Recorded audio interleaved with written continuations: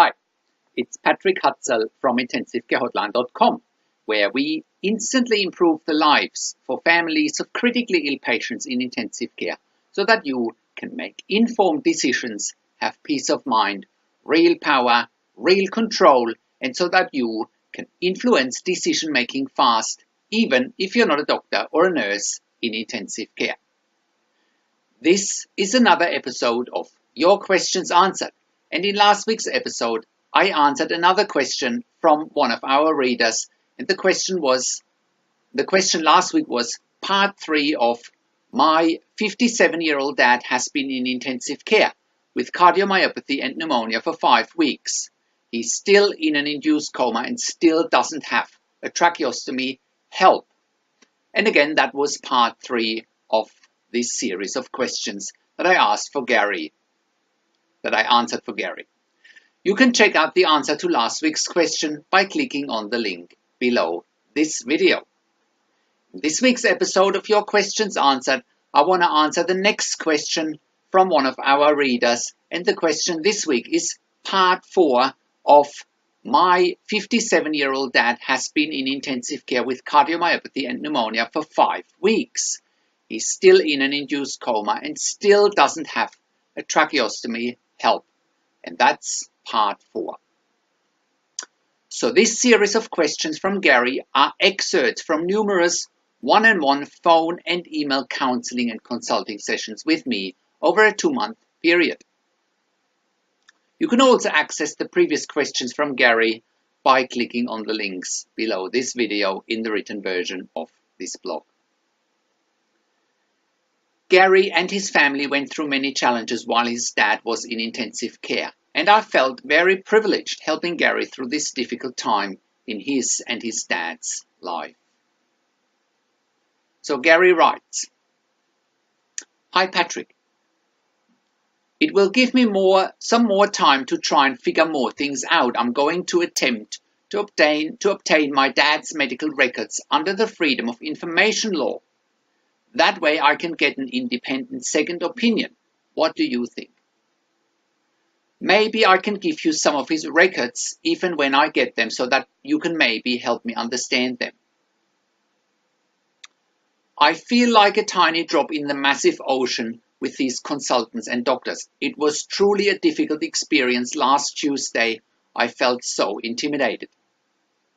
Every time I mentioned things like ECMO, VAD and dialysis, they kept shooting me down, saying he's too weak and that he isn't a candidate. I want to play devil's advocate for a second on myself. Do you think they might be right? In your own past experience, when treating patients with cardiomyopathy, how do you know when the time has come to withdraw care? Would there ever have been such a time that treatment like VAD and ECMO wouldn't have been possible? I wonder if I gave you the contact details of the senior consultant, do you think you might be able to contact him? I have a feeling if I mentioned that I wanted you to talk to him, he might avoid it. And I've got his online profile here, you can have a look. We talk again tomorrow, from Gary." So here's my response. "Hi Gary, thank you for the update. Yes, your dad is probably not in the best condition now to become a candidate for ECMO, VAD, and or heart transplant because 70 days of ICU have taken its toll. It doesn't make it impossible, but it certainly will make it very difficult and challenging. The best time to put somebody on ECMO and then VAD is early on in their ICU admission, when medications such as inotropes don't work. From that perspective, he might not be a candidate right now, given that they've stuffed up. I agree with that. And your dad most likely is too weak now to go on ECMO or VAD. He wouldn't be too weak to go on dialysis if he needed to. Many patients in intensive care are receiving dialysis for kidney failure, and they do so regularly and often. There are very few contraindications for dialysis. Therefore, they are again playing with your inexperience in this area, telling you that dialysis is not an option, and that's simply not true. They have been stuffing up from day one, Gary, and now they're telling you that your dad is too weak to have certain treatments and therapies. I do agree with this. However, if they had done the right things in the early stages, after your dad's ICU admission, by referring him to a specialist intensive care unit, he could have had all the proper assessments and potential treatment options, such as ECMO, VAD, and or heart transplant available to him. Again, Gary, 70 days in intensive care make advanced treatment options such as ECMO, VAD, or heart transplant so much more difficult because of your dad's unnecessary prolonged stay in an induced coma that has severely weakened him. Once again, your dad should have been referred to a specialist ICU early on. They would have had the resources and the experience to give your dad the best chances of advanced treatment and therapy, including a timely tracheostomy. A timely tracheostomy would have reduced the need for your dad to stay in a prolonged induced coma, and it would have reduced the need for prolonged sedation, increasing chances for your dad to go on ECMO or VAD. If your dad was suffering a lot and now that he's back in an induced coma, he may not be suffering for now, given that you were telling me that he was in good spirits last weekend. I have seen patients getting better and then develop sepsis or have the heart becoming weaker again, especially with cardiomyopathy. If it does happen that the heart is getting weaker again, they usually get a dose of levosimendan, which is a special and also expensive inotrope when dobutamine or milrinone isn't working, and or ECMO, VAD, or heart transplant is unavailable or not an option. Especially since you've mentioned that he's on double-strength dobutamine, the levosimendan or Simdax might be the next step, and it might buy your dad some valuable time. It wouldn't surprise me if they have never used it or even heard of it there. I also need to make a clear distinction here, Gary. You are asking me about when should care be withdrawn. Now here's the thing. Nobody should ever withdraw care. They may suggest to withdraw treatment or suggest to withdraw life support, but nobody must ever suggest withdrawing care. I hope that makes sense. Your dad might be in a potential withdrawal of treatment or withdrawal of life support situation, but never ever should care be withdrawn. There is a huge difference. So you're then asking, when is the best time to withdraw treatment from my experience? Yes, treatment might be withdrawn, but only if all parties are in agreement. Even if treatment is being withdrawn, care should never be withdrawn. There is a big difference between withdrawing care and withdrawing treatment. One can and should still care even when treatment is being withdrawn. I hope that makes sense, as I think this really needed an explanation. If your dad was 87 years of age and was suffering, and you were content that they'd given it their best shot, then the time might be right.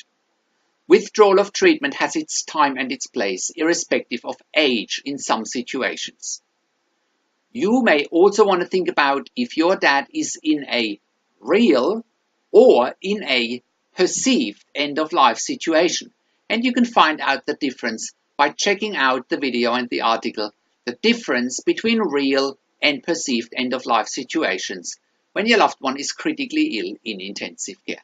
Again, I put a link to this video and article below this video in the written version of the blog.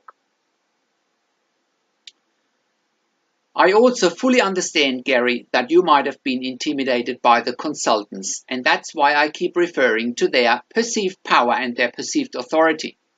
Keep in mind, it's only perceived and not real. Always keep that in mind. I think you're doing great because they are now realizing that you understand more than they would like you to. I would also suggest to definitely get a second opinion as well.